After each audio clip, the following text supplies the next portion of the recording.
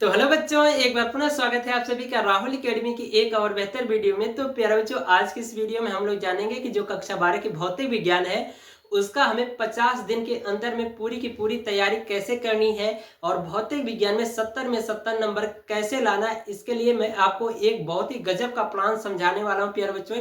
यदि आपने इस प्लान का फॉलो करके अपने बोर्ड एग्जाम की तैयारी किया तो आप गारंटी है कि 70 में 70 नंबर जरूर ला सकोगे। तो इसके लिए करना क्या होगा प्यारे बच्चों, आइए यहाँ पर आपको समझा रहा हूँ। अब प्यारे बच्चों, क्योंकि हमारे पास 50 ही दिन समय बचा है तो 50 दिन में हमें तैयारी बेहतर तरीके से करनी है। तो कैसे करनी है यहाँ पर मैं आपको बता रहा हूँ। बड़ा भाई के नाते इसका पालन जरूर करना, क्योंकि मैं ये अपने 10 साल के एक्सपीरियंस में बता रहा हूँ। क्योंकि मैं 2013 से पढ़ा रहा हूँ प्यारे बच्चों कक्षा 12 की भौतिक विज्ञान और रसायन विज्ञान।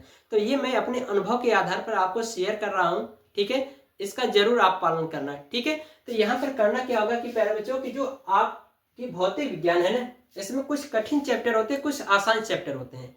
तो हमें क्या करना होगा कि कैटेगरी में बांट लेना होगा कि जो कठिन चैप्टर है उनको एक साइड करिए और जो आसान चैप्टर है उनको एक साइड रखिए, ठीक है। अब इसके बाद जो कठिन वाले जो चैप्टर है वो कौन कौन से हैं और आसान वाले चैप्टर कौन कौन से हैं उनको पहले देख लो। तो जो हमारी भौतिक विज्ञान है इसको मैंने दो भागों में बांटा है, एक कठिन वाले में, एक आसान वाले में। तो कठिन वाले भाग में कौन कौन से चैप्टर हैं? पहला जो चैप्टर है आपका स्थिर वैद्युत विभव तथा धारिता है, ठीक है। दूसरा जो प्यारे बच्चे चैप्टर है विद्युत धारा है। तीसरा चैप्टर है गतिमान आवेश एवं चुंबकत्व, ये तीसरा चैप्टर है। फिर इसके बाद जो चौथा चैप्टर है वो आपका प्रत्यावर्ती धारा है, ठीक है। और पांचवा जो है किरण प्रकाशिकी एवं प्रकाशिकी यंत्र है, ठीक है। और छठा जो चैप्टर है ये तरंग प्रकाशिकी है। और सातवां जो है ये वैद्युत चुंबकीय प्रेरण। ये 7 चैप्टर आपके कठिन चैप्टर हैं। अब इन 7 चैप्टरों में क्या क्या आपको पढ़ना है वो आपको मैं बताऊंगा। पहले हम लोग आसान वाला जो चैप्टर है वो कौन कौन सा उसको देख लेते हैं। तो आसान चैप्टर में प्यारे बच्चों सबसे पहले जो आता है आपका चुंबकत्व एवं द्रव्य, ठीक है। इससे आपके दो दो नंबर के, एक एक नंबर के ऑब्जेक्टिव क्वेश्चन आते हैं, ठीक है। फिर इसके बाद दूसरा जो चैप्टर है आसान वाले में वो है वैद्युत चुंबकीय तरंगे, ठीक है। और तीसरा जो चैप्टर है विकिरण तथा द्रव्य की द्वितीय प्रकृति। और चौथा जो चैप्टर है आपका परमाणु है। पांचवा है नाभिक और छठा है अर्धचालक इलेक्ट्रॉन की, ठीक है। ये हमारे आसान चैप्टर हैं। अब मैं आपको हर एक चैप्टर में टॉपिक बता रहा हूं कौन कौन सा आपके बोर्ड के एग्जाम में पूछा जाता है, उसको आपको देखना है, ठीक है। वही बस आप तैयारी करिए, बोर्ड के एग्जाम में 100% वही क्वेश्चन जरूर फंसेंगे, ठीक है। तो इसमें क्या होगा प्यारे बच्चों की सबसे पहले इस चैप्टर में, ठीक है, इस वाले चैप्टर में आपको क्या करना होगा कि किसी बिंदु आवेश के कारण वैद्युत विभव के सूत्र का निर्माण पढ़ लो। यानी कि किसी बिंदु आवेश के कारण विद्युत विभव, ठीक है, विभव। क्योंकि प्यारे बच्चों ये जो टॉपिक है इंपॉर्टेंट है, 2 से 3 नंबर में डेरिवेशन इसका आता है। फिर इसके बाद इसका एक और है शक्ति, शक्ति वाला चैप्टर पढ़ लो, यानी भाग पढ़ लो, ठीक है। ये भी आता है, ये पहला हो गया और ये दूसरा हो गया। फिर इसके बाद धारिता वाला चैप्टर में आ जाइए तो प्यारे बच्चों चालक की धारिता पढ़ लो, तीसरा पॉइंट हेडिंग चालक की धारिता। ये सारी टॉपिकें आप तैयार कर लो, ठीक है। इनको पढ़ोगे तो आपके 1 नंबर के लिए ऑब्जेक्टिव क्वेश्चन के लिए और 2 नंबर के लिए क्वेश्चन ये यहां से फंसेंगे, ठीक है। फिर इसके बाद अब जो लॉन्ग टॉपिक है, लॉन्ग टॉपिक में क्या होगा कि आपको तैयारी करना होगा। चौथा जो टॉपिक होगा इस चैप्टर की वो है संधारित्र। संधारित्र आप तैयार कर लो, ठीक है। फिर इसके बाद जो संधारित्र में आपके क्या है कि जो समांतर प्लेट संधारित्र उसके अंदर यदि कोई वायु स्थित हो तो उसके लिए धारिता है। यानी कि यहां पे लिखेंगे समांतर प्लेट, समांतर प्लेट संधारित्र, समांतर प्लेट संधारित्र की धारिता। इस टॉपिक को तैयार कर लो, ठीक है। और फिर इसके बाद इसी का एक और टॉपिक है समांतर प्लेट संधारित्र की धारिता जब उसके अंदर कोई विद्युत रोधी पदार्थ भरा हो। ये सभी जो टॉपिक्स हैं ये बड़े नंबर में आते हैं, ठीक है। ये आपको तैयार कर लेना होगा। और एक आपका होगा 6वीं टॉपिक इसका संधारित्रों का संयोजन, संधारित्रों का संयोजन, इतनी टॉपिक आपको क्या करना है, पहले चैप्टर से तैयार कर डालना है। इसमें आपके बड़े नंबर भी मिल जाएंगे और छोटे नंबर भी मिल जाएंगे। अब इसके बाद प्यारे बच्चों जो वैद्युत धारा है, इसमें आपको क्या क्या तैयारी करनी, कौन कौन सी टॉपिक, इसको देख लो। ठीक है,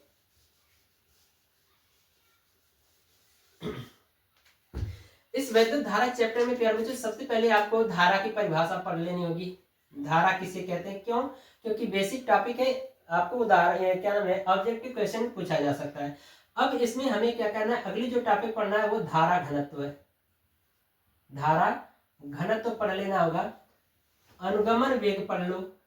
ठीक है, अनुगमन वेग, फिर इसके बाद इसी को हम लोग अपवाह वेग के नाम से भी जानते हैं। फिर इसके बाद एक अगली जो टॉपिक है, ठीक है, अनुगमन वेग के आधार पर ओम के नियम की व्याख्या, ये टॉपिक तैयार कर लीजिए इस चैप्टर की। फिर इसके बाद विद्युत धारा तथा अनुगमन वेग में संबंध क्या होता है, ये टॉपिक आप तैयार कर लो, बड़े नंबर में फंस जाएंगे। ठीक है, इस चैप्टर से इतनी टॉपिक तैयार कर लेना है। अब इसके बाद अगला जो चैप्टर आता है गतिमान आवेश एवं चुंबकत्व, इस चैप्टर से क्या बच्चों आप नोट कर लीजिए। ठीक है, थोड़ा सा स्पेस बोर्ड पर कम पड़ रहा है, टॉपिक का नाम बता दे रहा हूँ, आप कॉपी पेन लेकर के हर एक टॉपिक को नोट कर लो और उसी की तैयारी करना शुरू कर दो। तो सबसे पहले प्यारे बच्चों इस चैप्टर में हमें पढ़ लेना होगा ऑर्स्टेड का प्रयोग। ठीक है, ऑर्स्टेड प्रयोग पढ़ लीजिए। फिर अगली जो टॉपिक आती है, ठीक है, वो आती है चुंबकीय क्षेत्र। ये 2 नंबर में परिभाषा पूछी जा सकती है और इसका जो विमी सूत्र है और क्या नाम मात्रक है, इन सबको पढ़ लो, ऑब्जेक्टिव क्वेश्चन में आता है। फिर इसके बाद प्यारे बच्चों अगला जो टॉपिक हमें तैयारी करना है बायो-सेवर्ट का नियम। बायो-सेवर्ट का नियम प्यारे बच्चों बहुत ही मोस्ट इंपॉर्टेंट टॉपिक है। इसके 3-4 ठे अनुप्रयोग हैं, तीनों चारों में से कोई 1-2 जरूर आपके डेरिवेशन पूछे जाएंगे। न्यूमेरिकल सारे चैप्टर के आपको तैयार करने हैं, क्योंकि न्यूमेरिकल में मैं प्रिडिक्शन नहीं करूंगा, क्योंकि न्यूमेरिकल में कुछ भी पूछ सकता है। ठीक है, फिर इसके बाद इसी चैप्टर में, ठीक है, इसी चैप्टर में आपको क्या करना है कि बायो-सेवर्ट का नियम पढ़ लेना है। फिर इसके बाद जो अनुप्रयोग है, यानी किसी धारावाही वृत्ताकार कुंडली कारण उसके केंद्र पर चुंबकीय क्षेत्र और उसके अक्ष पर चुंबकीय क्षेत्र, ये दोनों डेरिवेशन तैयार कर लो। फिर इसके बाद कोई रिज रेखीय धारावाही चालक तार है तो उसके कारण चुंबकीय क्षेत्र का मान कितना होगा, इसके लिए डेरिवेशन तैयार कर लो।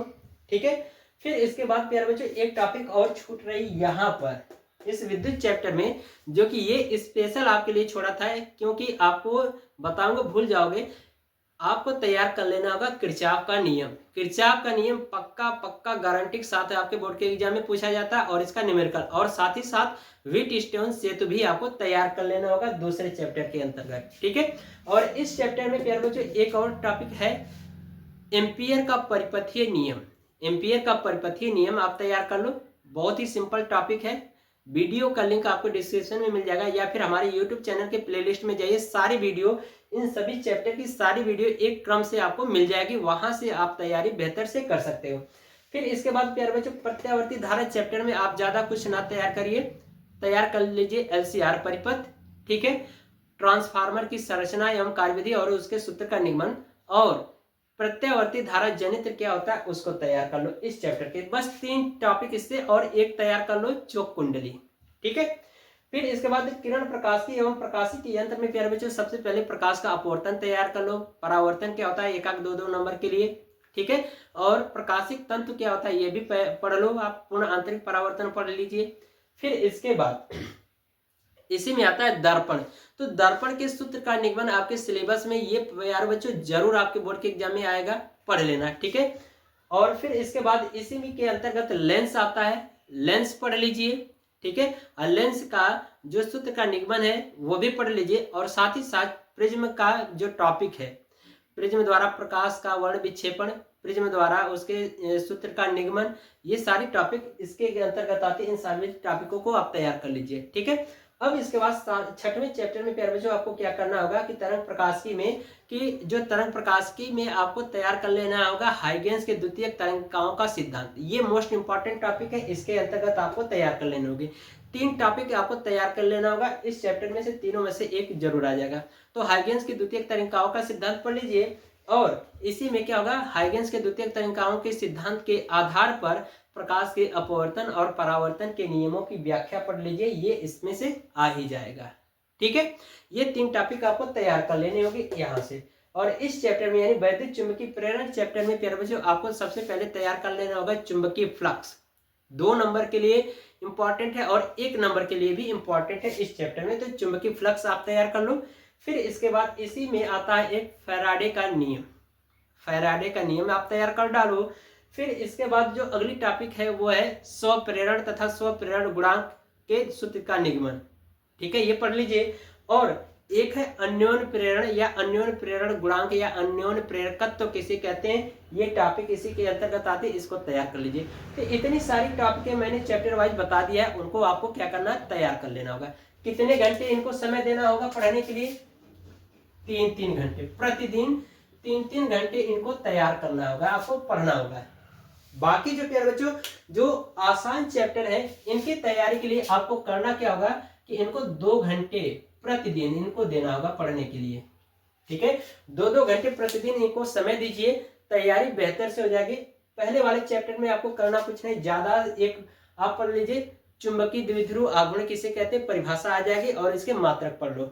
ठीक है, चुंबकीय द्विध्रुव आघूर्ण के कारण अक्षीय तथा निरक्षीय स्थिति में इसके सूत्र का निगमन पढ़ लो इस चैप्टर का।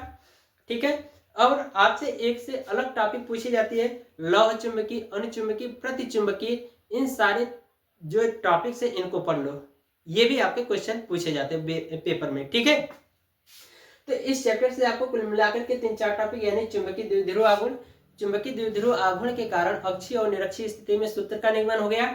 और फिर मैंने बताया कि जो लौह चुंबकीय, प्रतिचुंबकीय, अनुचुंबकीय, इन 3 टॉपिक को तैयार कर डालो, पेपर में आएगा। यानी कुल मिलाकर के 5 टॉपिक है इस चैप्टर से, तो 5 में से 1-2 तो जरूर ही आ जाएंगे।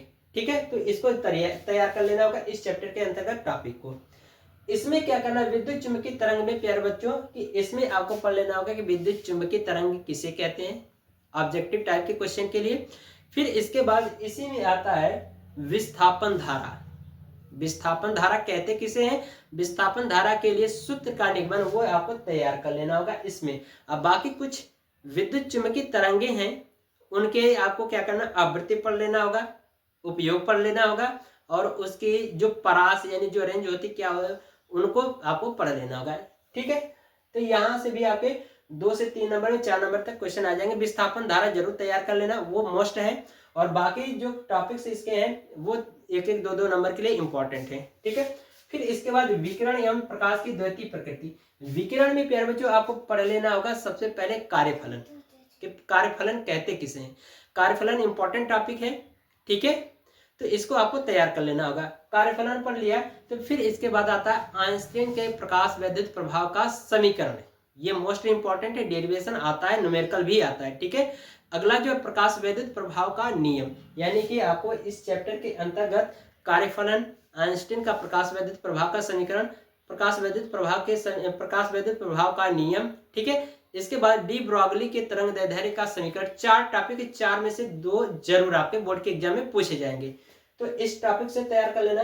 परमाणु वाले चैप्टर से प्यारे बच्चों ज्यादा कुछ नहीं, इससे आप क्या करो, रदरफोर्ड के अल्फा प्रकीर्णन प्रयोग को तैयार कर डालो, जरूर आपके बोर्ड के एग्जाम में पूछा जाता है। और बोहर का परमाणु मॉडल तैयार कर लो, इसके अंतर्गत जो टॉपिक आती है। ठीक है, और हाइड्रोजन स्पेक्ट्रम है। ये 3 टॉपिक जरूर से आप प्यारे बच्चों तैयार कर लो, 100% आपके बोर्ड के एग्जाम में पूछा जाएगा। कौन कौन सा, इसमें से रदरफोर्ड के अल्फा प्रकीर्णन प्रयोग, बोहर का परमाणु मॉडल और हाइड्रोजन स्पेक्ट्रम, ये 3 टॉपिक जरूर, तीनों में से कोई एक जरूर आएगा। बाकी तो न्यूमेरिकल सभी चैप्टर के आप प्रैक्टिस कर डालो। ठीक है, नाभिक चैप्टर से प्यारे बच्चों आपको क्या करना है कि जो एक AMU होता है इसको किलोग्राम में, जूल में, इलेक्ट्रॉन वोल्ट में कैसे प्रदर्शित किया जाएगा, उसके लिए 1-2 नंबर में क्वेश्चन पूछा जाता है। ठीक है, नाभिक का आकार, नाभिक का घनत्व के लिए छोटे छोटे फार्मूले हैं, उनको पढ़ लो ऑब्जेक्टिव टाइप के क्वेश्चन के लिए। ठीक है, फिर नाभिक चैप्टर में आपको क्या करना होगा कि नाभिक चैप्टर में आपको नाभिकीय संलयन तथा नाभिकीय विखंडन पढ़ लेना होगा।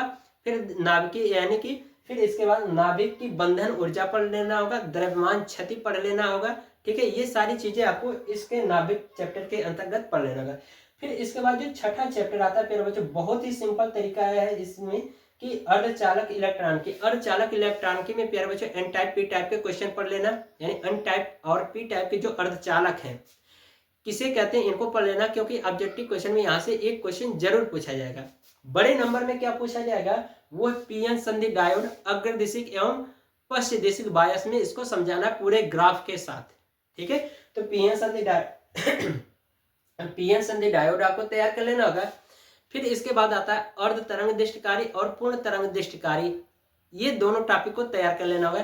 तो 3 टॉपिक है, एक पीएन संधि डायोड, एक है अर्ध तरंग दृष्टिकारी, एक पूर्ण तरंग दृष्टिकारी। ठीक है, तो तीनों में से एक 100% डायोड वाला ज्यादातर आता है, बाकी अर्ध तरंग दृष्टिकारी पूर्ण तरंग दृष्टिकारी में से कोई एक आता है। ठीक है, तो इतनी सारी टॉपिक को मैंने आसान चैप्टर और कठिन चैप्टर के अंतर्गत तैयार कर लेना होगा। जब ये तैयार इतनी सारी चीजों कर लोगे, इसको 2 घंटा 2 समय, इसको 3 घंटा, जब इतना कर लोगे तो अब इसके बाद करना क्या होगा कि प्यारे बच्चों, जो 5 साल के जो प्रीवियस ईयर के क्वेश्चन पेपर हैं, ठीक है, 5 साल के जो प्रीवियस ईयर के क्वेश्चन पेपर, उनकी तैयारी कर डालिए।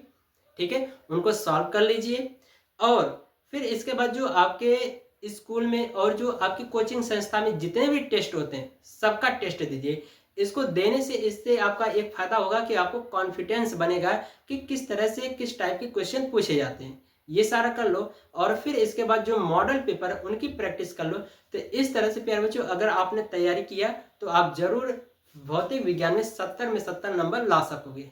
ठीक है, तो यदि प्यारे बच्चों ये आपको प्लान समझ में आया होगा, अच्छा लगा होगा, तो एक कमेंट कर दीजिए और चैनल को सब्सक्राइब कर लीजिए। ठीक है, तो मिलते हैं अगली वीडियो में, तब तक के लिए गुड बाय, थैंक यू, जय हिंद बच्चों।